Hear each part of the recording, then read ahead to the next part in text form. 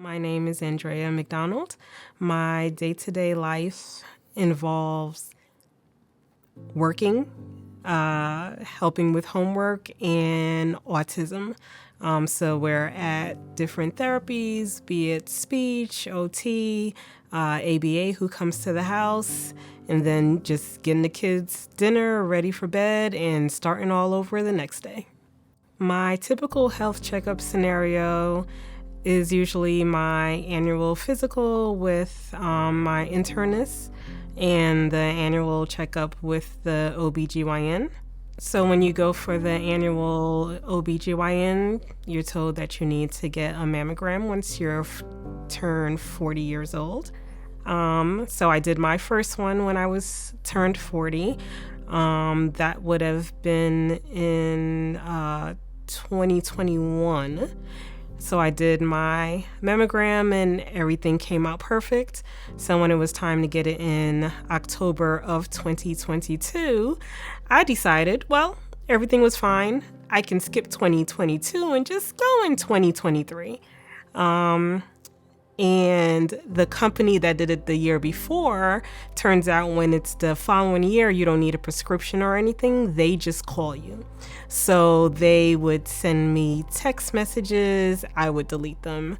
They would send me emails. I would delete them. And then one day I got a call from the representative to schedule an appointment. And I said, fine, I'll come in. Went in and had the mammogram. And then I got a call from my OB/GYN saying that they saw something and they need me to go back. So of course, I'm like, oh my God, like, is everything okay? And they're like, oh, it's normal. And I spoke to other females who were like, yeah, it happens, especially African Americans. We have dense breasts, things like that. So a lot of times we do have to go back in and get a second mammogram and a ultrasound. So I'm like, okay, no problem. So I go in and, you're waiting. And I remember in front of me, there's a sign that says, like if they see anything, you have to go for a biopsy. And I'm just like, Lord, please don't let me have to go for a biopsy. Please don't let them see anything. And lo and behold, they saw something. And I remember the radiologist came right in and she's like, we see 3 things. You're going to have to go for a biopsy. And she's like, before you go for the biopsy, you need to see the surgeon and then do the biopsy and like all this stuff. And I'm like, well, why do I have to see the surgeon? Like, I don't understand. And she's like, this is the way it's going to have to be because the biopsy is going to tell us whether you have cancer or if it's benign. So I remember I had the biopsy on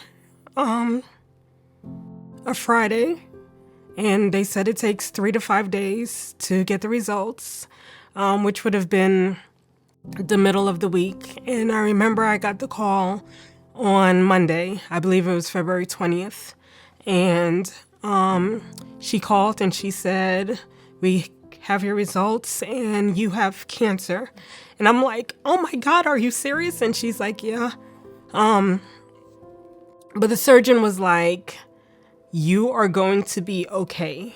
We are going to take care of it and you're going to be okay. You are not going to die from cancer. And I remember just being devastated. Called a couple of my friends. We spoke and it was like, well, we have to see this. I have to meet with the surgeon again. And then perhaps an oncologist. You have to do an MRI. So now they know that you have cancer, but they don't know what stage it is until you get an MRI done. So the MRI then shows what stage. So they make an appointment for you to go for the MRI. You get the MRI done, then you go back to the surgeon, and that's when they let me know that it was stage 2. And basically, apparently, you're stage 2 whenever it's in your lymph nodes. So it was in my lymph nodes, so I was stage 2. And I remember I went for that appointment with one of my good friends, and the doctor was like, the surgeon was breaking everything down, and she's like, your only option is mastectomy because of the size of the cancer. She said you're gonna have to do chemo. Most likely, you're gonna have to do chemo, a mastectomy, and radiation after. And I'm like, okay. And then she's showing me pictures of different mastectomy jobs, and she's like, unfortunately, this is your only option. And then I just start crying, and she's like, I was wondering when you were going to cry because you were taking all this information and you're just like, She was like, and she's like, most patients are like boo-hooing by then. She was like, so I'm wondering when you're going to cry. And so then my friend is like, no, she's really strong, whatever. So I'm like, but yeah, mastectomy, that's hard to hear.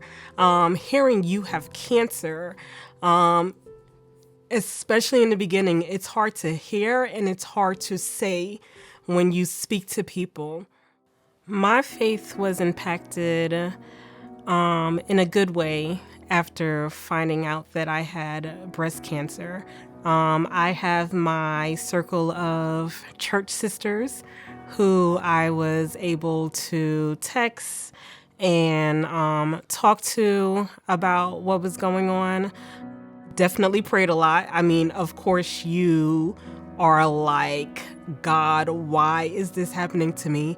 I do remember always being like, God has this happening to me for a reason. There's a reason why he's gonna have me go through this. I don't know why I have to be the example or the testimony, but there's a reason. Right in the beginning when I found out,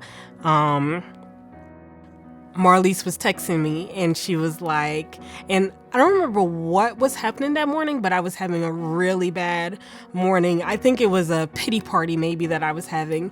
And she was texting me and then she was like, oh, can I call? And I was texting her like, no, I don't want to talk, and the phone rang. And she called and I was like, girl, I was literally texting you like, no, I do not want to talk. I am not in a good place right now. It was just like, why is this happening to me? Why do I have to go through this?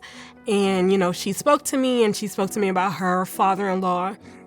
And at this point, I was debating on what kind of treatment to do, because when you find out you have cancer, or breast cancer, I should say, there's sometimes a trial that's going on, and then there's also 2 chemotherapies that you can opt into.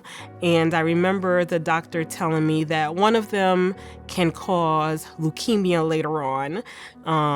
So at first, when she gave me the options, I was like, ooh, I want that one because it was like a shorter stint of chemo. But then when she said it could cause leukemia, I'm like, I don't want that. So then there was like a trial that was going on called I Spy. And when you talk to people, a lot of people are like, oh, don't do a trial. I would just do the thing that works. And when I was talking to Marlise, she was actually sharing with me how her father-in-law had cancer and how he did a trial and they were like really scared about it, but then it turned out really good and it worked. And through talking to her about that and hearing his story, it really gave me the courage to then go ahead and pick the trial, because I was just like, I don't know what to do. And at the end of our conversation, I was like, I was texting you to tell you not to call me, but I'm so happy you did. I'm so happy that God put it on your heart to be like, let me call Andrea for whatever reason, because you actually, made me feel better. And now I'm more confident in what I'm going to choose to do. The good thing about the trial is that they do MRIs throughout your treatment. So after the second targeted treatment, I had to do an MRI, and that MRI showed that there was something going on with my lungs. And that was the same time I was like, why is this cough lasting too long? Let me look at the side effects. So I remember, I had to go and get an emergency CAT scan on my lungs, and I don't remember exactly what it showed, but it showed that there was an issue. They had to put me on steroids, had to then go to a cardiologist and a lung doctor, who put me on the same steroids, but a little longer, which then did eventually fix the lung issue. So between this, we also had to, because of the lung issue, and because of the vision, they had to stop the targeted treatment. So that was A. So when you go on the I Spy or any trial, I believe there are 3 parts. So mine's had 3 parts: A, B, and C. And the hope is all you need is A, and then you don't have to go on to B or C. Or worst case, all you need is A and B, and then you don't have to do C. Because with the trial, C was that part that caused leukemia. So now we have to stop part A because of the lung and the vision. And we can't move on to part B yet because your lungs have to be strong before you can take on full-blown chemo. So I kind of had to take a break, just continue to see the doctor until everything cleared up. It took about a month or so. So I was off of it for 3 to 4 weeks. And then we started the full-blown chemo. The full-blown chemo also gives you antibodies because I was triple positive. So in breast cancer, I don't know all the facts, but it sounds like you could be positive or negative. If you're negative, they essentially can't identify what caused the cancer. If you're triple positive, it's basically that hormones caused it. And because they can identify that, they then give you hormone blockers, which are the antibodies. So your treatment is 2 chemos and 2 antibodies. When I tell you it's a full day, as if you're going to work, it is a full day. When you go to treatment, you have to go and get blood work. And then that blood works get rushed down to the labs. Meanwhile, you see the doctor. And then after you see the doctor, you go over to the infusion room. But they still can't start anything because your blood work have to get cleared. You cannot get chemo until your blood work is cleared and they can see that everything's okay with you. So say your white blood cells were down or up, you can't get it.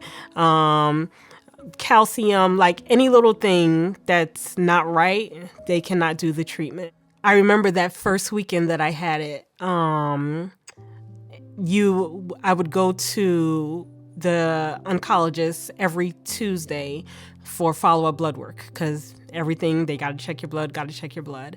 And I remember I went that Tuesday and I was just slumped in the chair. And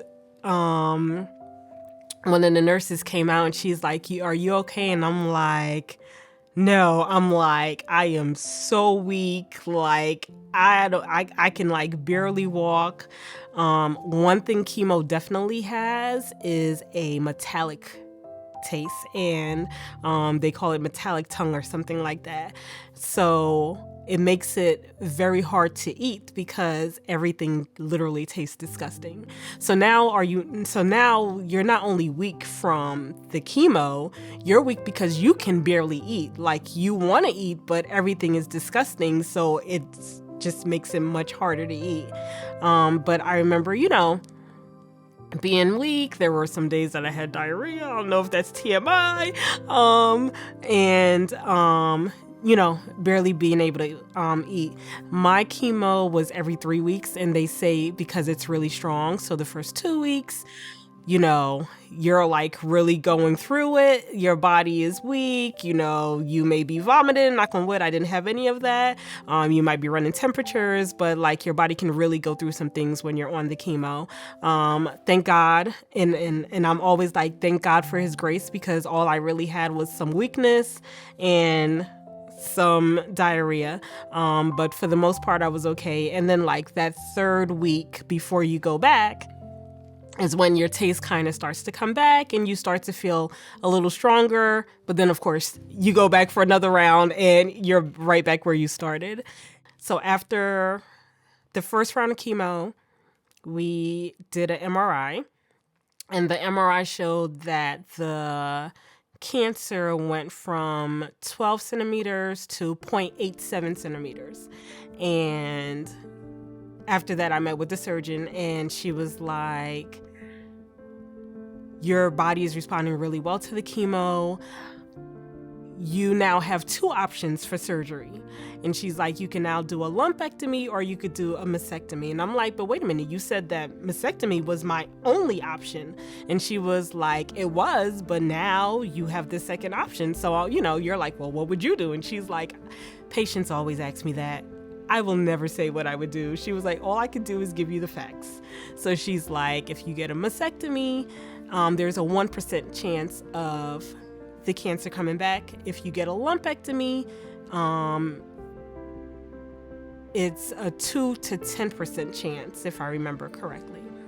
When we went into this, mastectomy was my only option, and we've been praying, and I have so many prayer groups praying for me, prayer warriors, just praying for me. I'm like, we've been praying and asking God for a miracle. I'm like, God has given us a miracle. He's answering our prayer. I'm like, so I think I'm going to get the lumpectomy because I really didn't want to get a mastectomy. So I'm like, he's answering my prayer.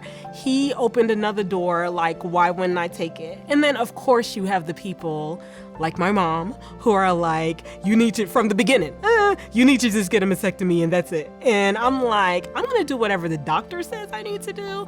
So once that door opened, I was just like, I think God has given me another option. I'm going to take the second option. And of course, in your head, you're like, I hope I'm doing the right thing, right? So I decided I'm going to do the lumpectomy. And I remember I called the surgeon and they were like, oh, okay. Most people usually do a mastectomy, but that's fine. You can do the lumpectomy. And I was like, well, you guys said like, I would be fine and, whatever. And she was like, no, it's fine. Like, there is a small percentage that do it. With that, now the oncologist is like, whenever we have your size cancer, like right away, it's just a mastectomy. Like, I don't really know if you should do a lumpectomy. So now I'm conflicted and I'm like, God has given me this door number 2 and they're telling me like this is what I should do. And I remember I said to the oncologist, I was like, well, I feel like I've been praying, and when we went into this, mastectomy was my only option. I feel like God has answered my prayers and I think I'm gonna do the lumpectomy. So she said, okay, you're gonna have another MRI and then let's get you an ultrasound, and once we do that, then we can decide on what surgery you're gonna do. So I'm like, okay, but in the back of my head, I'm still like, I'm getting a lumpectomy. I remember I went to see the plastic surgeon because they were like, before you make a decision, see the plastic surgeon. Saw the plastic surgeon and he's like, in your case, with the breast cancer, there's the lumpectomy or the mastectomy. If you do the mastectomy, you could either stay flat, you can get silicone, but because you have to have radiation after, there's a 50% chance that it might not take and you might end up with another surgery. So I'm like, not doing that in my head. And then he's like, and then there's the deep flap. They try to make it sound glamorous, but they're like, we take the fat out of your stomach and then you end up with a flat tummy, and then we move the fat out of your stomach, the tissue into your breast, and we build the breast that way. And I'm like, they're like, and you're in the hospital for like 5 days. So in my head, I'm like, not doing that either. And then he's like, and then the other one is something where they take it from your back, and it just sounded real painful. And I'm just sitting there like, all of this has convinced me that what I'm doing is a lumpectomy. I am not doing the mastectomy. And then he's like, if this was my sister, I would tell her to do the mastectomy. And I'm just looking at him and he's like, so what are you gonna do? I'm like, I'm gonna do the lumpectomy. He was like, but I just told you. I'm like, yeah, I'm not doing any of that. I'm gonna do the lumpectomy. So I go and I have 2 more rounds of cancer. And, again, every time, I'm sorry, not cancer, chemo. And again, every time you have the chemo, your body becomes more weak. You can't eat and you're just weak from the chemo and not being able to eat. I remember when I had round 4. And for my treatment, I believe the total was either 6 or 8.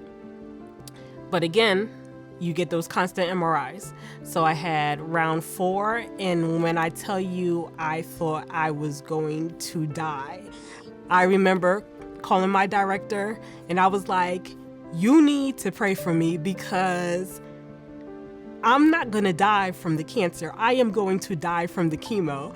And so again, how I'm calling my director, that's because I was working. So I worked through chemo, and I remember she was like, well, you were the one that's like, well, I'm gonna work through chemo and I'm gonna be fine. And in my head, I was like, she don't know what she is in for. She was like, so I am not surprised you're here. She was like, but you did really good. But we spoke, she prayed, really gave me strength. Then I had the next MRI. And the next MRI showed that, there was no cancer. The MRI can't read pre-cancer, but the live cancer, that showed that there was no more. So because of that, I was able to now stop the chemo, and I didn't have to do, 4 or 5. I did 4. I didn't have to do 5, 6, 7, right?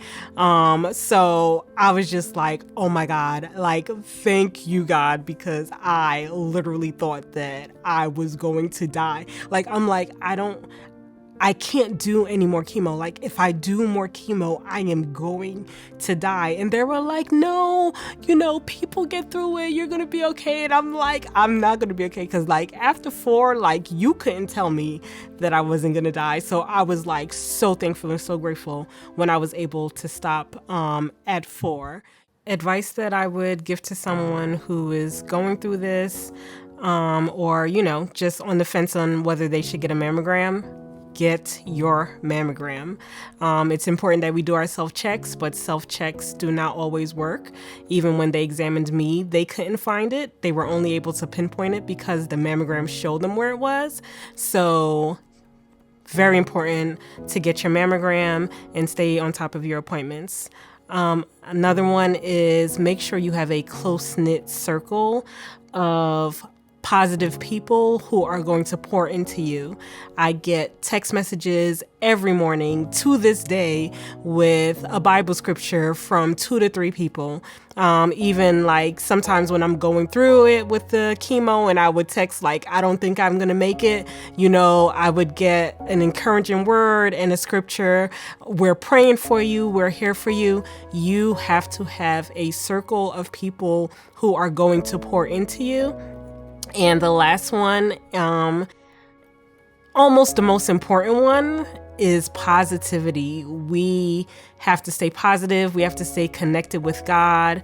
And we have to make sure that we understand and believe that He has us going through this for a reason and a purpose.